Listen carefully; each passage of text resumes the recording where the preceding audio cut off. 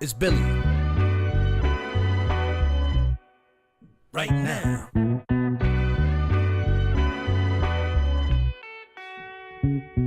Yo, what if I got attacked by the clones? What if the builder think they found a better stone? What if the beat don't match with the metronome? What if that means you walk your path alone?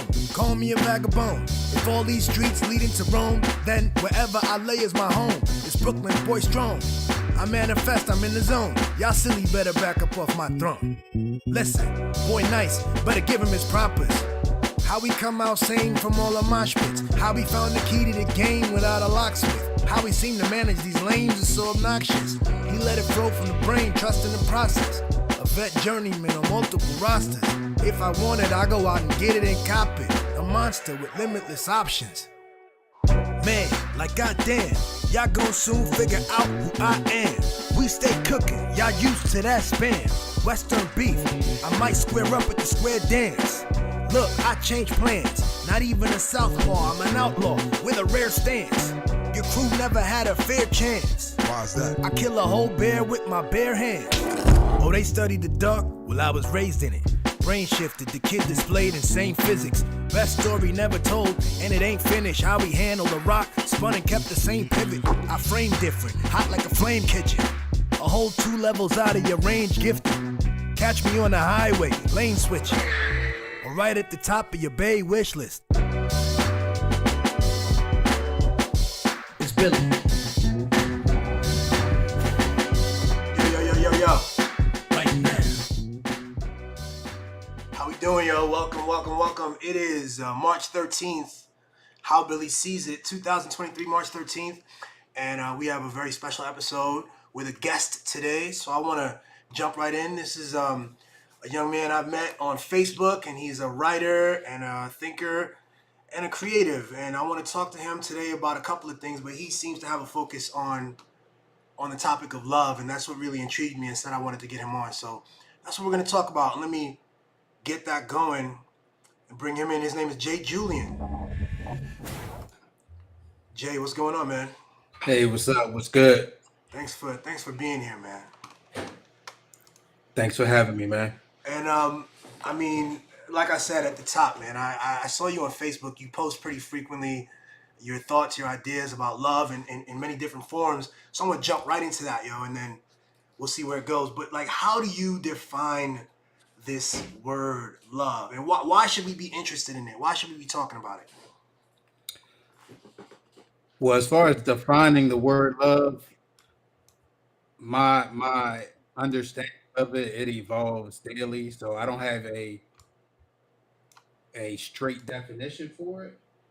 But I would say in the most basic terms, when I think of love, I think of the happiness of us or the happiness of we. It's we over me. So whether it's a business relationship, a romantic relationship, platonic, whatever, I'm always thinking of the higher good for the whole collective, the whole union, as opposed to what's best for myself. That's what's up. And what about? So you mentioned like relationship love. So we're living in a time, it seems, where a lot of people believe that men and women are so far apart from each other, right? And there's a lot of beef that men are saying that women have the best condition, or the laws set up to favor them, and women are saying men don't listen and all this stuff. Um, is that true? What's caused this? What do you think has caused this divide on the relationship level in terms of love? Just like a communication, I think it's a lot of outside entities that benefit from us having these conversations and these misunderstandings and creating this divide between male and female.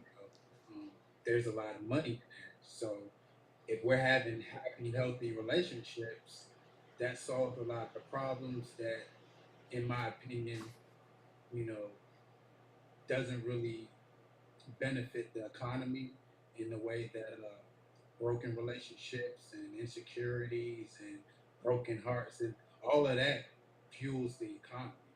Mhm. So I think that there's incentive to keep us kind of crossing wires instead of really, fully understanding each other as the opposite sex. When you say fuel the economy, you mean just products and stuff. You posted about Andrew Tate the other day. You talked about him being a pimp and pimping men. In fact, he's known to he brags about pimping women, but that oh, says Jay's sound got fuzzier, softer as compared to Billy's. Thanks for saying that, baby. I'm gonna put the volume up, but I hope just keep me posted, baby. Um, is that what you mean when you say fuels the economy? That people come in and they get to have products and sell you fixes for things? Yeah, I mean the economy first and foremost. Um, there's a book called Biology, and it gets into neuromarketing. The majority of our spending comes from emotional spending, right?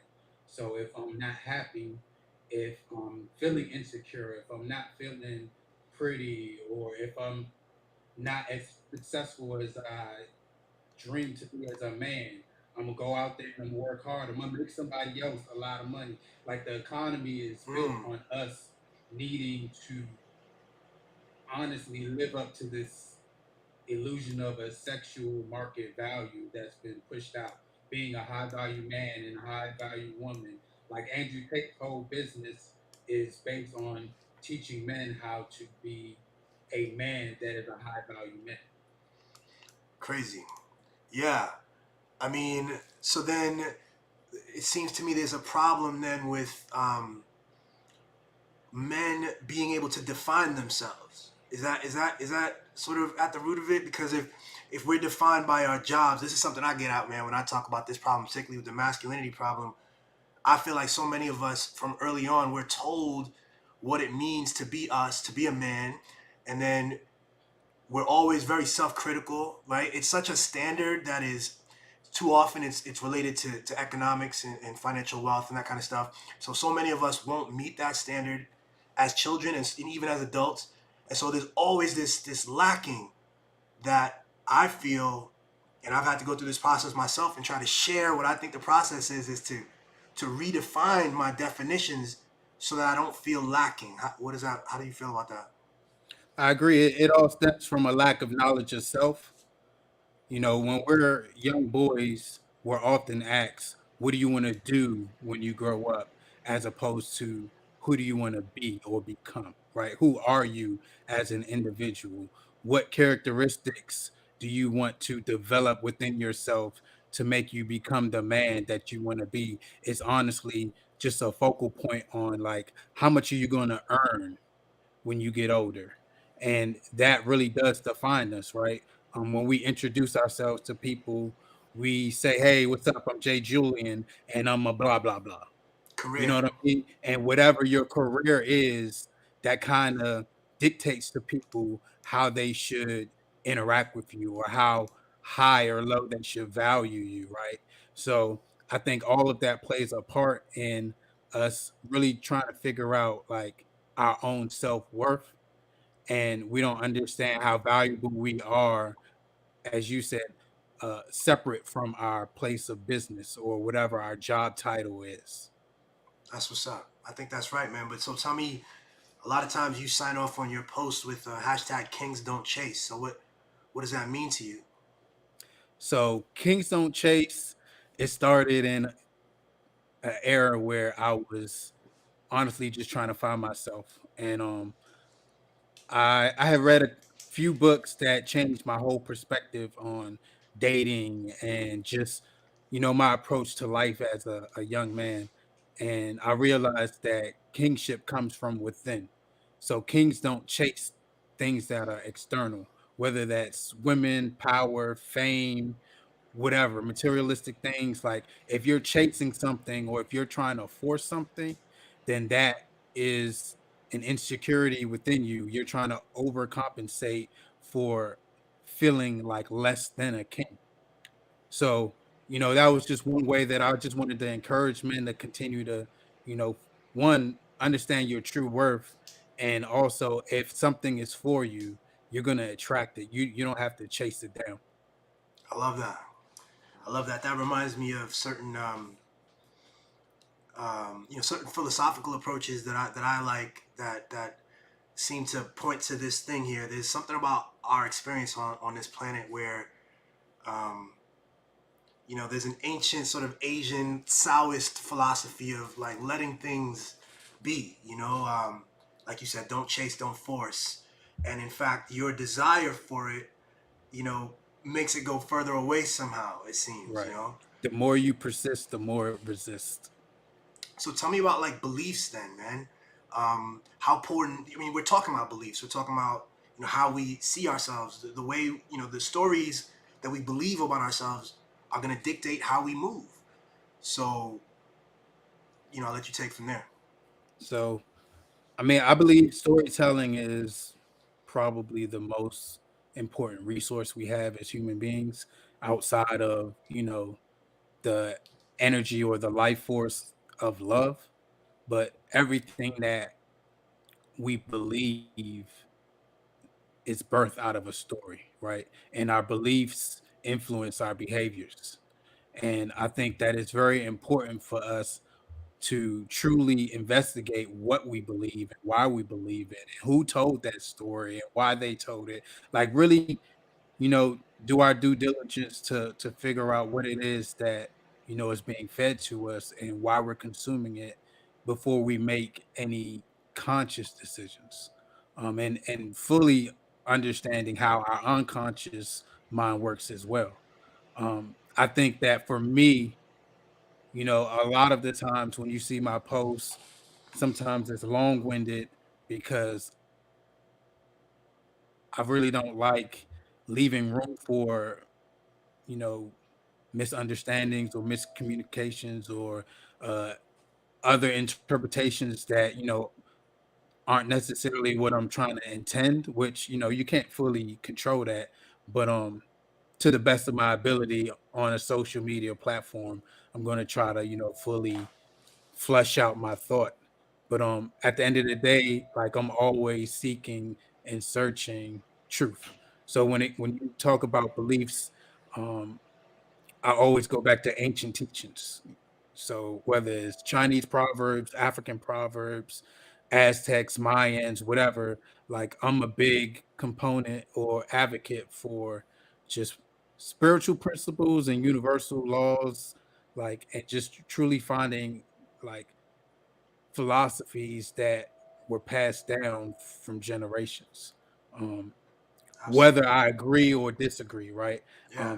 Just having the ability to see where some of the greatest minds have gone, what they have thought of, how those thoughts have governed, societies and tribes and so forth and so on, and just taking from that, whatever I deem to be beneficial, and trying to find ways to apply it to, my life today.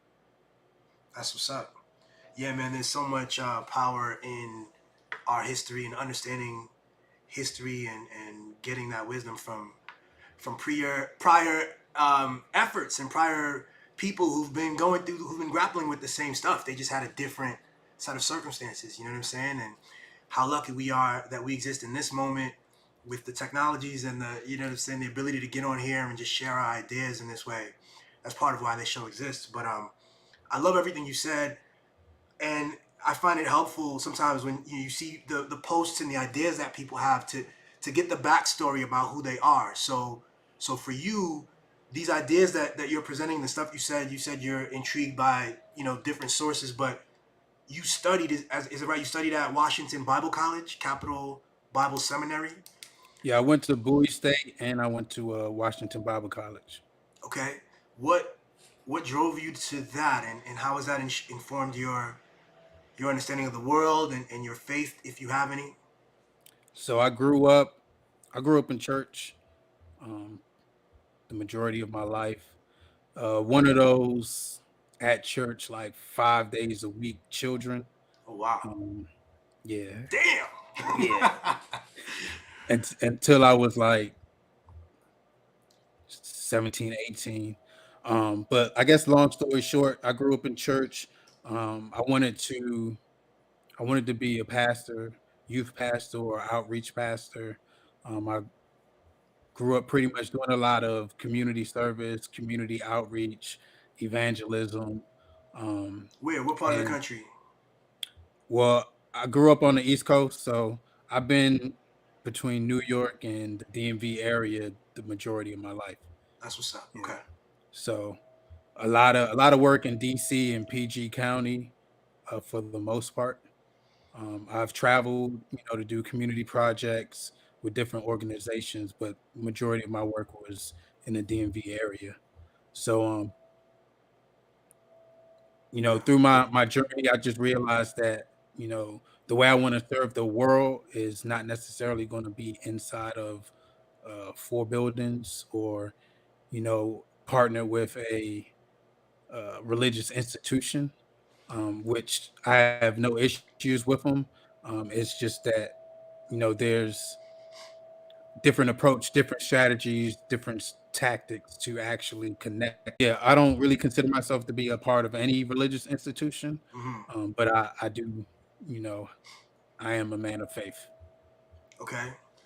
That's what's up. So like, so how has your, I guess you've described it, I guess, how your religion or your religiosity, your faith has evolved a bit.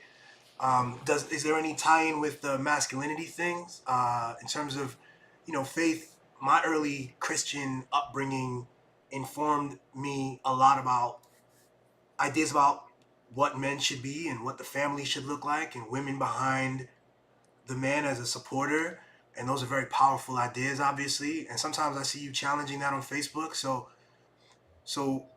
tell me more about that. Let's say, because that's big. One of the many issues I have with the traditional religious teachings that I was given is this sense of this gendered way of thinking about um, family, and Yeah, so Christianity is one of many religions that kind of is fueled by patriarchy and this traditional image of a family where the man is the head of the household and a man is supposed to operate a certain type of way, whether that's as a leader or provider, earner, whatever the situation may be. uh-huh. um, Kind of mesh religion and social constructs together, and it's kind of blurred to the point where people feel like this was birthed out of religion and it's God's desire for us to operate in that manner. I push back on it because I'm a historian first and foremost, and I don't say that like I could be a professor of history, but I love reading history. I love studying anthropology and really getting to the origin of things, right? And the family structure was not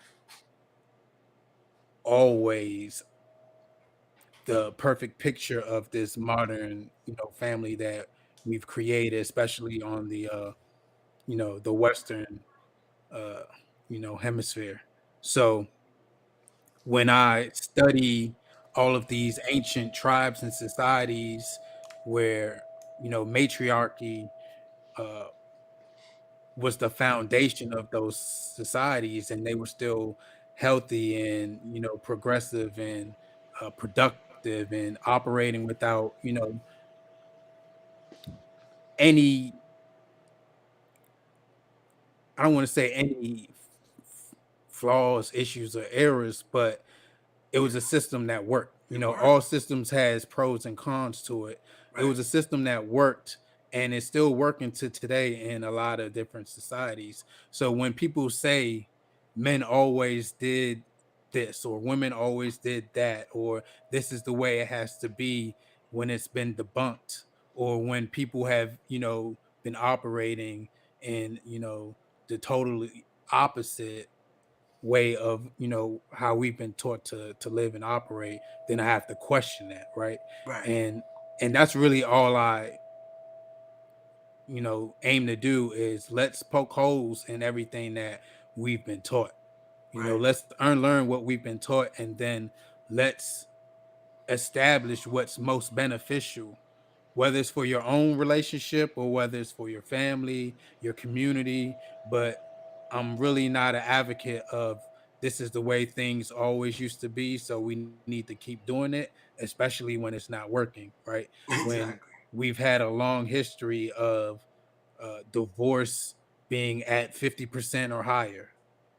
You can't tell me that the traditional way of doing things is the way that we should continue to do it when there's a 50 plus failure rate, Yep. Yep. you know? So those are some of the things that I push back on, when we're operating in a way where you can create power dynamics within your relationship that breeds, abuse or breeds insecurity or breeds, a lack of communication or lack of empathy, like just practices and behaviors that are total relationship killers. Like, I don't think that we should be doubling down on those things.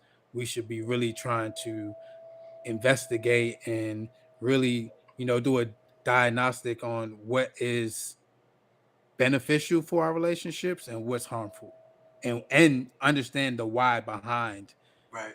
what's actually taking place here, because pretty much the majority of our relationship issues have been consistent throughout all of time. So psychologists have a why behind there's a breakdown in this relationship. Hmm. So once we can find out the why, then we can actually start treating the problem as opposed to basically medicating the symptoms that come from, the traditional, lifestyles that we've been committed to just, Yeah. you know, acting out. And that's why for me, a lot of the challenges I see, you hitting the nails, right? But like the archetype, this idea about what a man should be, and these roles, these idea of these roles, they're so rigid and they're so powerful in our heads. A lot of women obviously feel that these roles don't serve them. They're very rigid about what a woman should be. But I think it doesn't serve men too. And I know you agree with me on this, that the patriarchal hierarchies and these roles, they're sources of real anxiety for us too, as we feel that we need to fill this role. And then your circumstance might not work for that. You know what I mean? And then you have these issues and you can take them out on the other people in your relationship who have less power. So to me, it's like you said, back to communication. And a lot of times, if I feel like if these roles can be taken down a bit, and it's about like you're in partnership with another human, you're in partnership with another sentient being, and if you're in partnership with them from a place of love, then you can create roles together. You can take a serious look at who you are and who I am and what our skills and hopes and aspirations Yeah, are, and come up with something entirely new. exactly. And the thing is, I don't know, we got what, 7, 8 billion people in the world, and no one is 100% alike. So every new relationship is going to be 100% unique.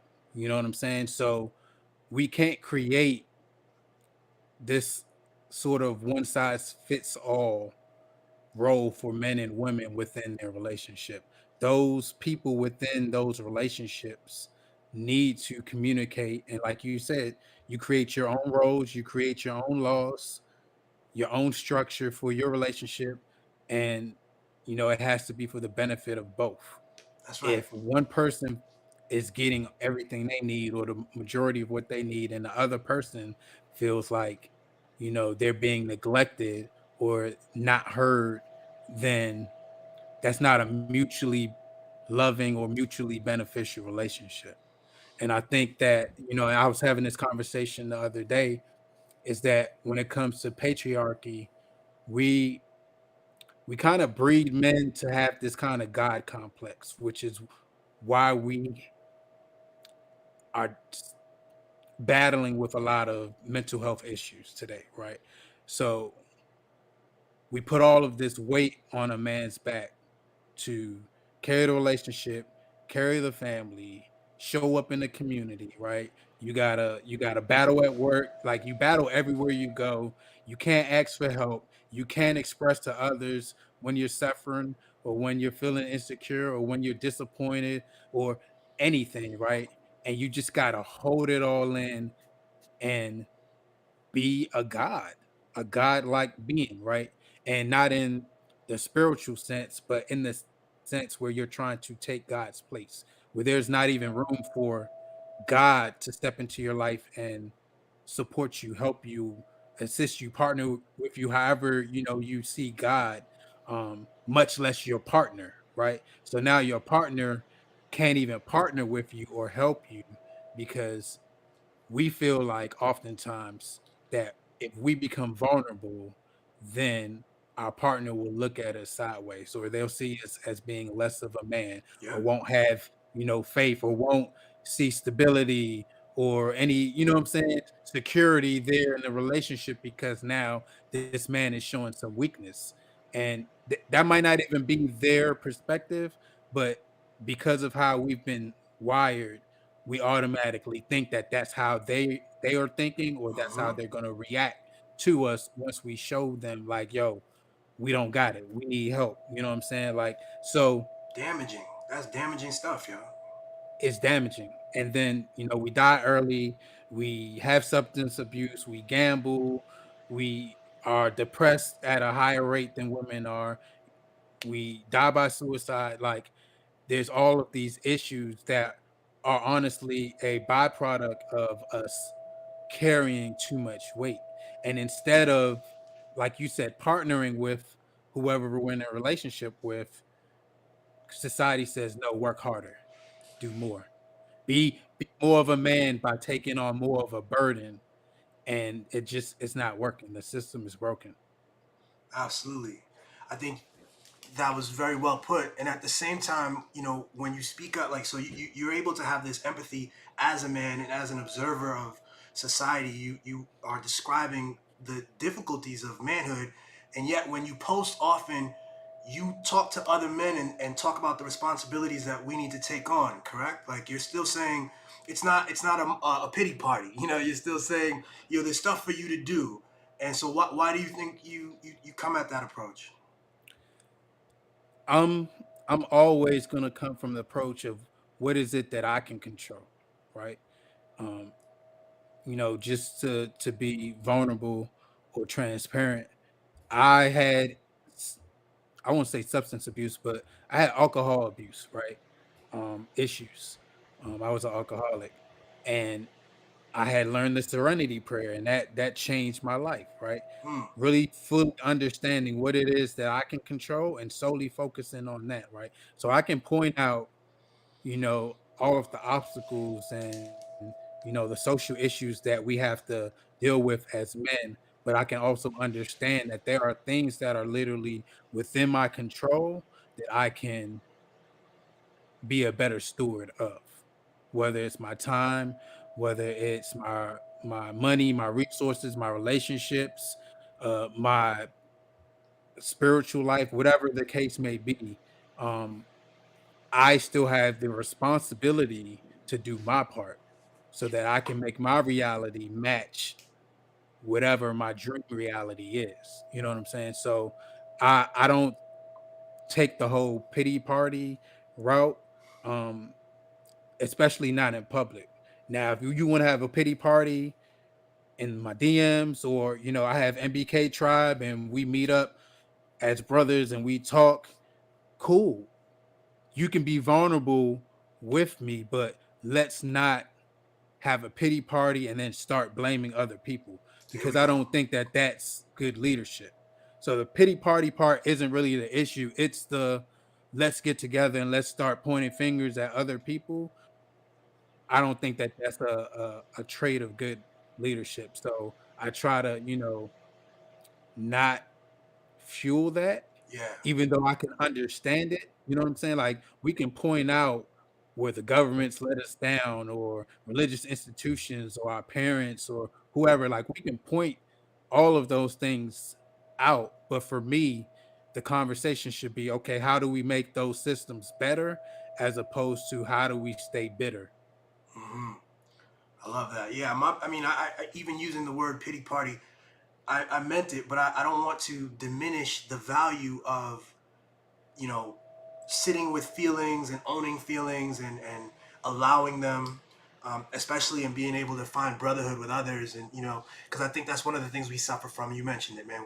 We're taught that expressing those emotions, being vulnerable in that way, is somehow diminishes our manhood, and there's just so much fear about being seen that way, being seen as weak to other men, and especially to our wives or to our partners. Um, Obviously, on top of this is the question of trauma. And I know this is an age. I grew up in an age where therapy was really a bad word in the communities I grew up in. My family, maybe not a bad word, but people didn't take it too seriously. And I think we're in an age where therapy is getting the respect it deserves. What do you think? What's the role of therapy? I think I do think that as a society, we're doing a better job at educating people on the different types of therapy and the benefits of it, and making it more accessible and preferably, hopefully, more affordable for for all people, but especially for men. Um, I still think that there's this stigma that some men hold on to that kind of pushes them away from therapy, because it still comes off as, I don't want to say I'm weak, but I still think that there's still this narrative that you have to be going through something, or your life has to be like kind of fucked up for you to be going to therapy, right? So, you know, even when, you know, life may be even killed, it's not really too high, too low.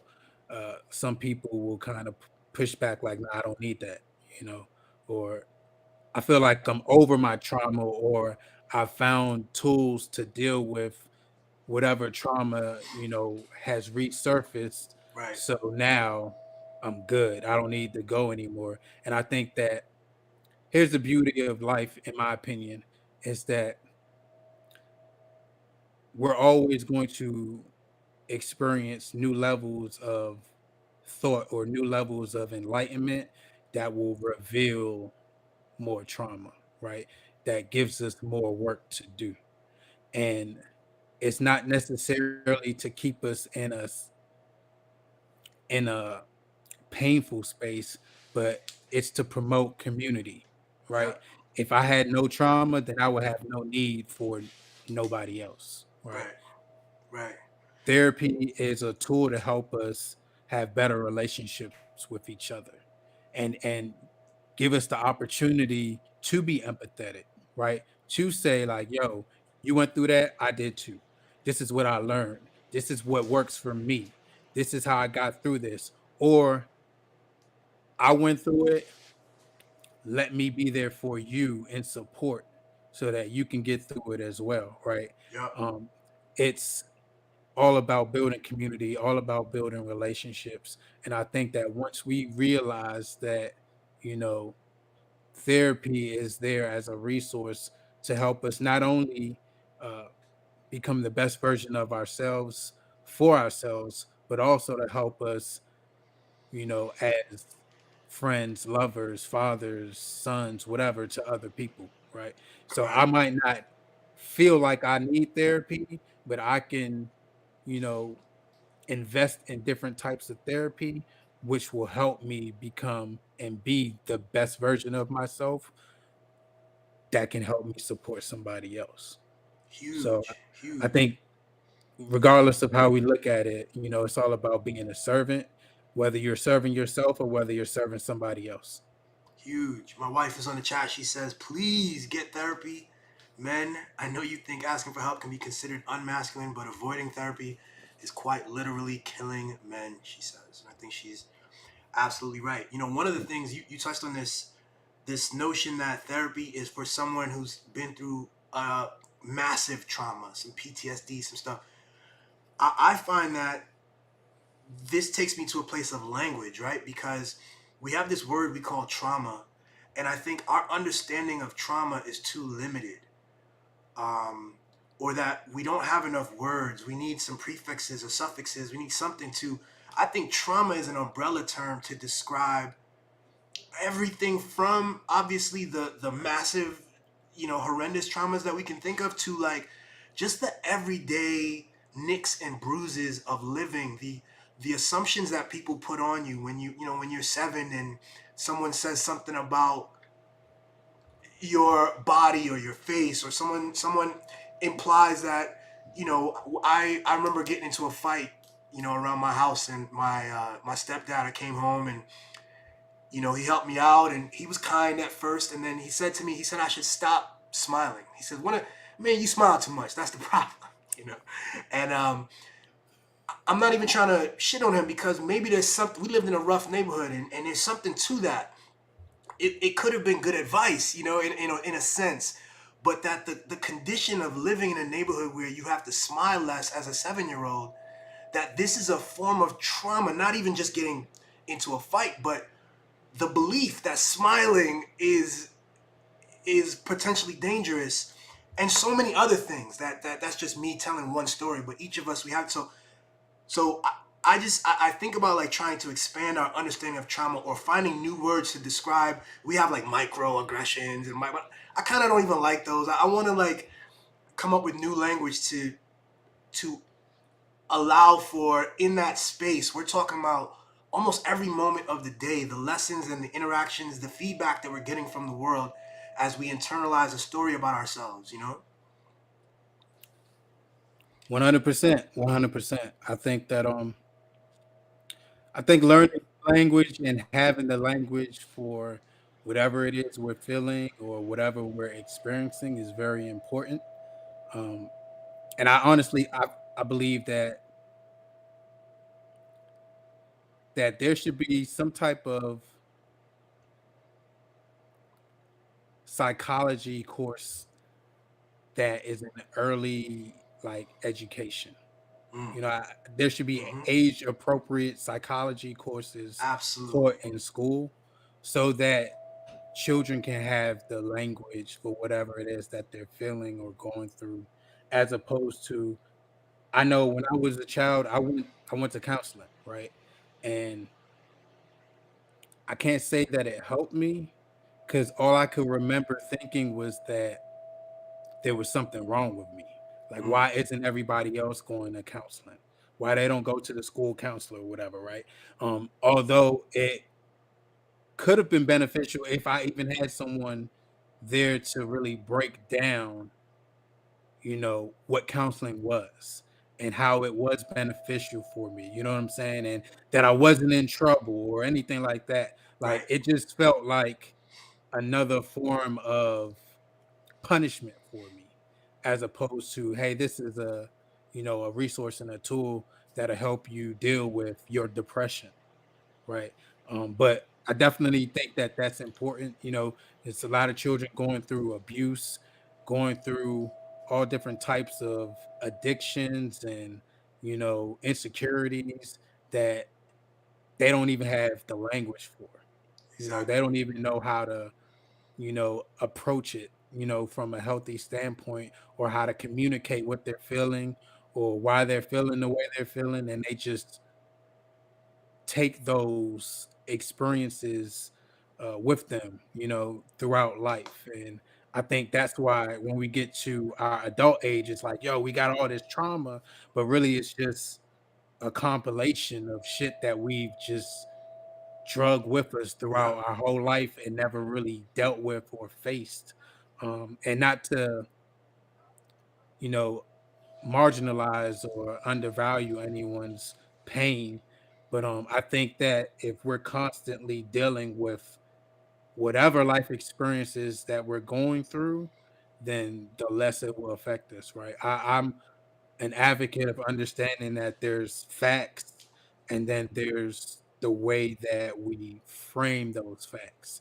And then how we frame those facts kind of influences what we focus on, right?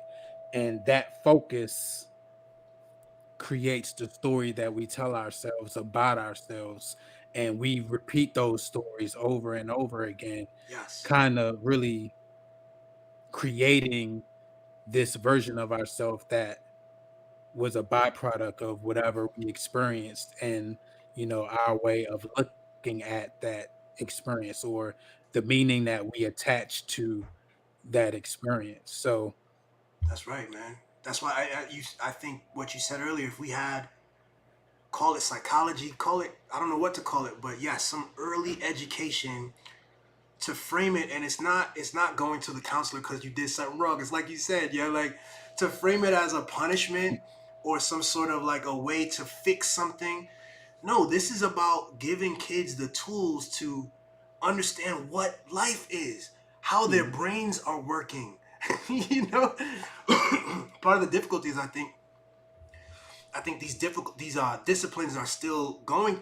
We're still learning. The even at the elite levels, PhD psychologists and physics, and we talking about awareness of like projections. You know what I mean? Like that's a word that I used and was able to apply to understand the world. That in my late 30s, start using this word projections, but we've been projecting all this time.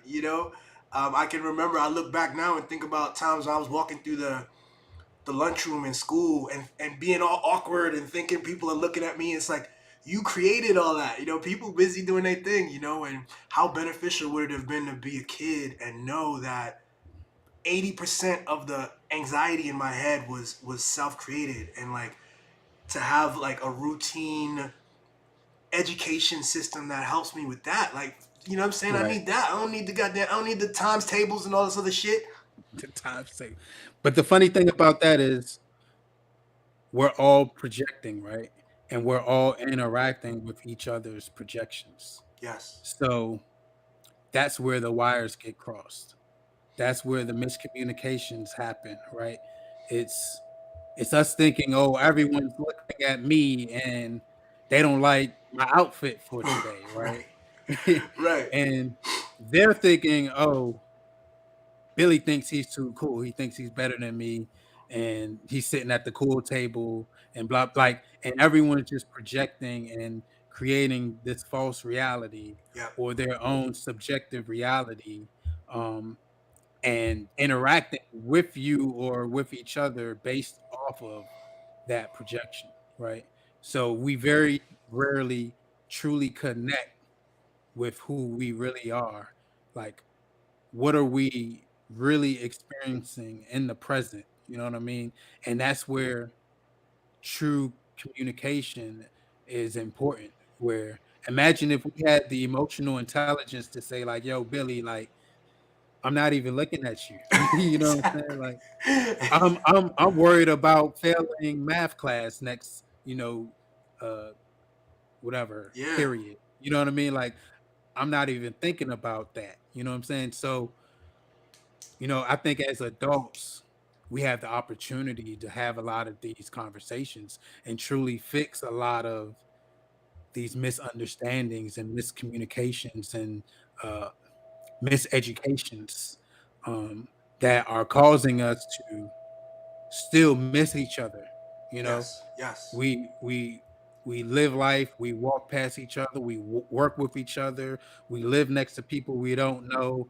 Like, a lot of time is going by where we're not connecting with other people, even our loved ones, our friends and family, our spouses. Like, we're missing each other, and I think that that's probably one of the biggest tragedies in life is to be amongst so many beautiful, talented, intellectual, like, just special, unique people, and you never even stop to have a truly intimate conversation with them. So that's one of the reasons why I do share my thoughts on, social media. It's to connect. Even if you get on my post and you're like, yo, I disagree, that's fine.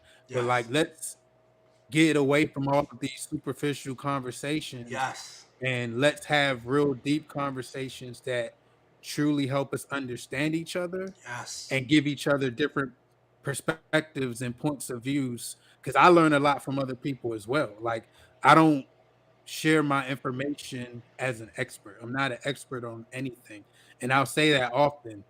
I'm just an average person who's here trying to figure out how to live a better quality of life and to share what has worked for me or what I've learned that I'm applying that works for me. You know what I'm saying? So, um, I love that. Yeah, that's exactly. I feel the same way too. When I post, the goal is to.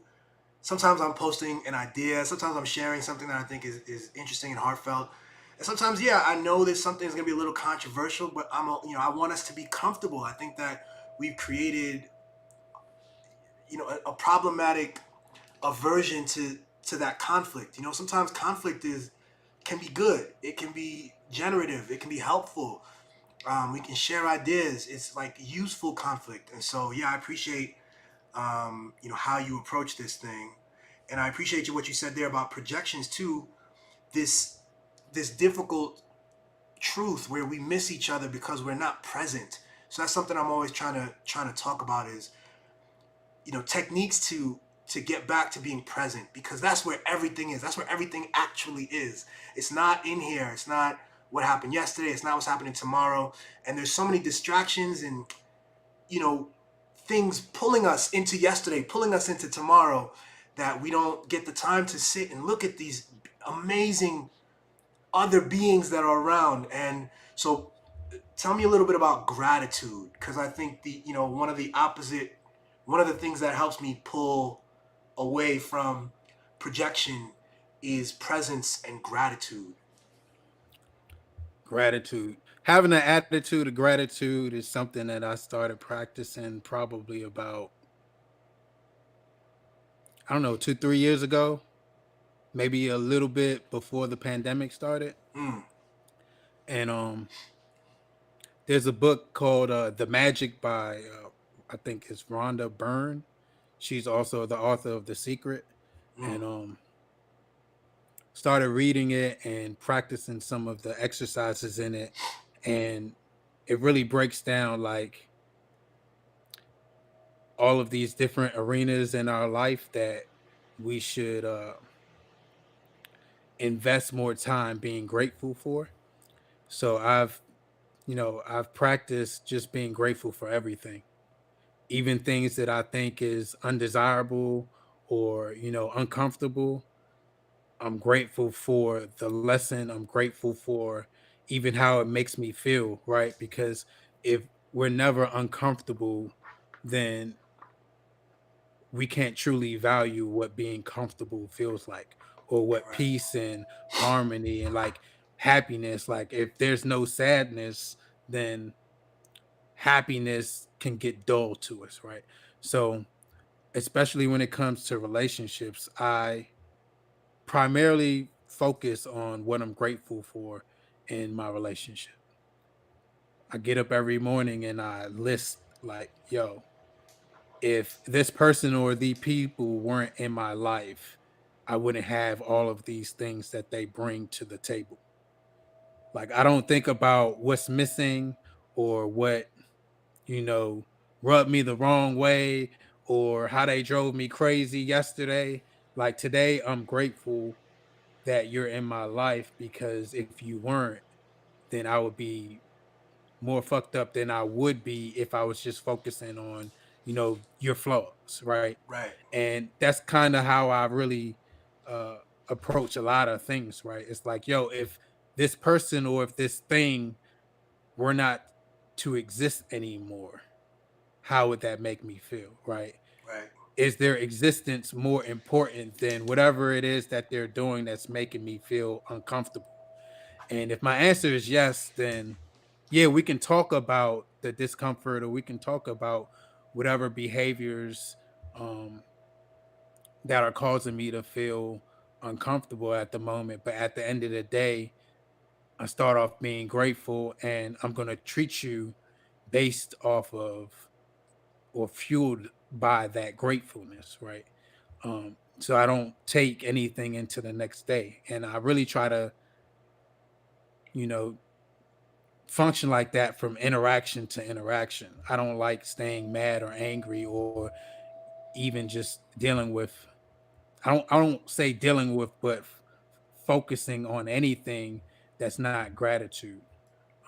Love that. Because if I'm not thinking of a solution, then it's really not beneficial. Like you said, all we have is right now. So in the present time, how do I want to feel? Something can be going wrong in my life, and I'm not going to focus on how it's making me feel when I want to feel happy, right?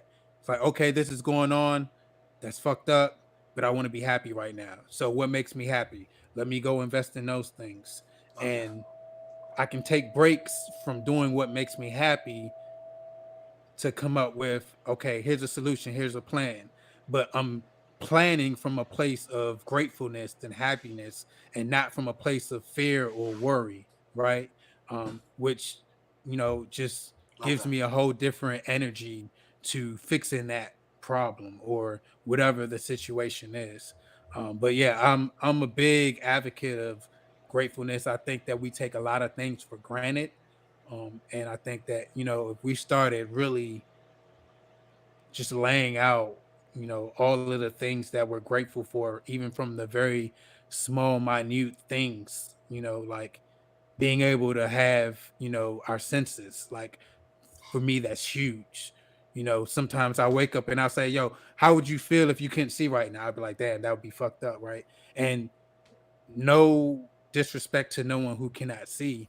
I think it's, to anyone's credit, like I think that we all have our own experiences, that life throws our way, and I don't think it's a disability. It's just another life path, because there are a lot of beautiful things that we're able to do when certain things are taken away from us, and I wouldn't be mad if I lost my senses, but I'm just grateful that I have them, right? While I have them, it's the same way I look at relationships. My parents, I still have them, God bless that. But one day I'm not gonna have them, right? And I'm not gonna be mad when they, transition, but I'm still also still grateful that they're here. So I kind of try to look at things like that. Um, Super key. Yeah. Super key, man. I do the same thing. I guess I got probably one more question for you, man, before I let you go. And this is, I mean, just to wrap it back up to what we were talking about. I mean, everything you just described about gratitude, that was beautifully put, and I think it brings me back to self love. A lot of those things. Loving your relationships, loving, pardon me, certain situations in life, but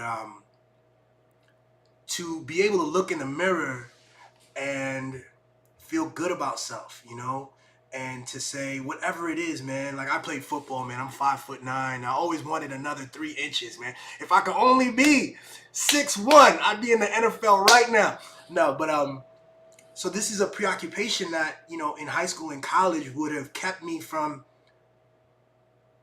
If I'm too preoccupied with that, it keeps you from being present. It just does. It's like a little rock in your shoe, or you know what I'm saying. And we don't realize how these subtle desires for something else rather than being grateful for what is, man. I've got two working legs and and eyesight and the rest of it. I am so privileged and lucky to be born in this way in this time, and it just orients you completely differently. So I totally agree with you, and that's huge.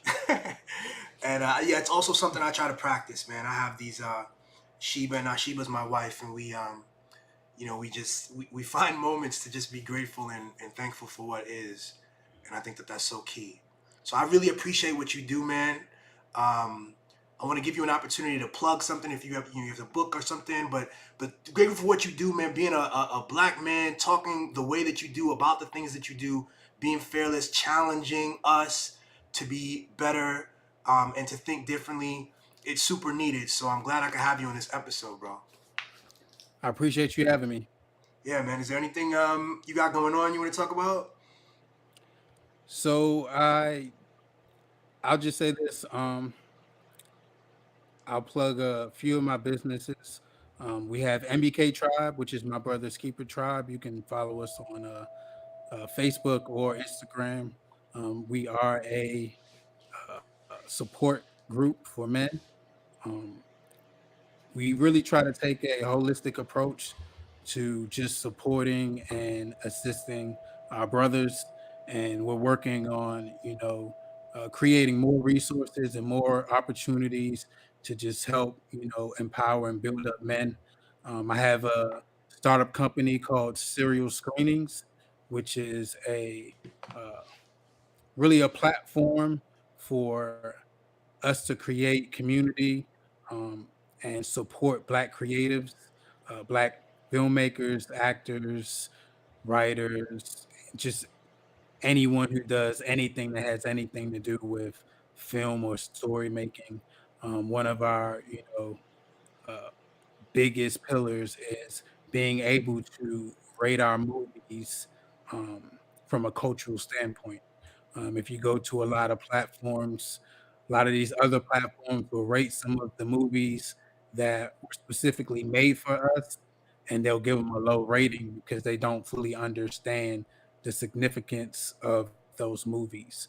So we're working on building out a platform where people of color, Black people can uh, go to a credible site and get a good, accurate rating of the works that we create as people.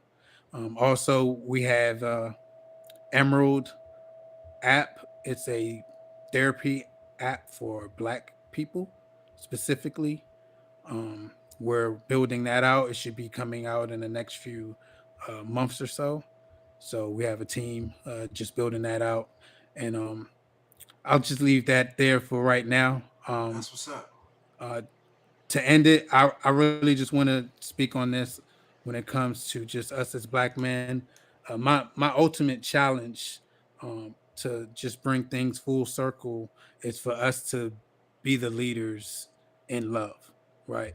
Um, when it comes to our traditional viewpoints, I look at leadership different. I don't think that it's a role that is limited to men, but I think that every individual has the opportunity to be a leader. John Maxwell says, if you have influence over anyone, then you are a leader. So I don't want to get that, misconstrued. When I say we should be leaders in love, um, the people in our lives should look at us and be inspired by the way that we love. We love ourselves, the way we love each other, the way we love our spouse, the way we love our children, our community. They should be able to look at us and say, at the very least, this man loves well, or I aspire to love like this man does, right? Because we've been taught how to, acquire power. We've been taught how to acquire money. We've been taught how to acquire fame.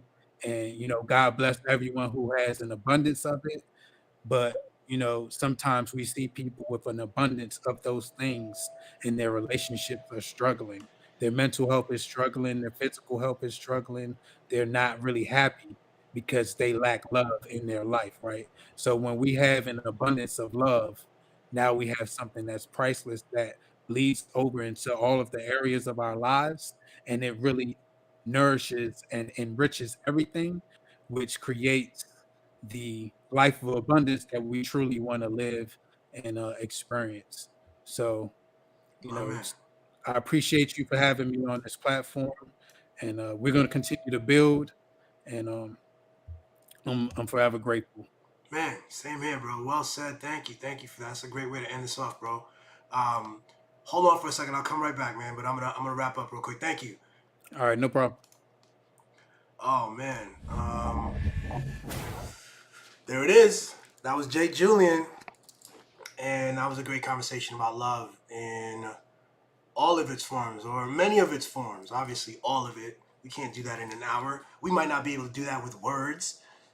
We talking about concepts. We talking about interesting, complex, vast, immeasurable, possibly indescribable, undescribable truths of our experience. But I really appreciate that time with Jay right there. Thank you for tuning in. This is another episode of How Billy Sees It, March 13th. And I'm going to leave y'all out with my newest joint, Science. Take it easy, y'all.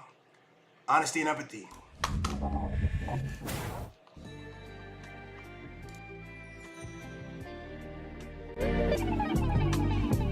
Hello, sentient. Did you catch the message I sent? It's like a sixth sense. You seem tense when life feels immense. My sentiment is meant to calm your defense. It's senseless, we know they lying. My 2 cents, we too desensitized to the violence. The blueprint, reconnect with what's inside us. The loose ends fall off with realignment. They call it science. We walk in silence, traversing puppets and tyrants. We choose light over violence, but don't try us. It's high risk, confusing weakness with my kindness. We catch the signs, blare the sirens. We non-compliant. Our minds twist from peace to iron fist. For many, low vibes is a form of blindness. We spellbinded by these divine rifts. They call it science. We take a pause, perceive the progress behind us. Perspective is like water to dry lips. Perplexing how we broaden from crisis. Our moments are priceless. Take a look from the third iris. Infinity times 6 where time sits. A scientist fits with double blind slits. The dead cat lives on the other side, kids. They call it science. It's night shift. Signs of high-pitched colors, concepts, and flying squid. I leave my notes on the backs of your eyelids.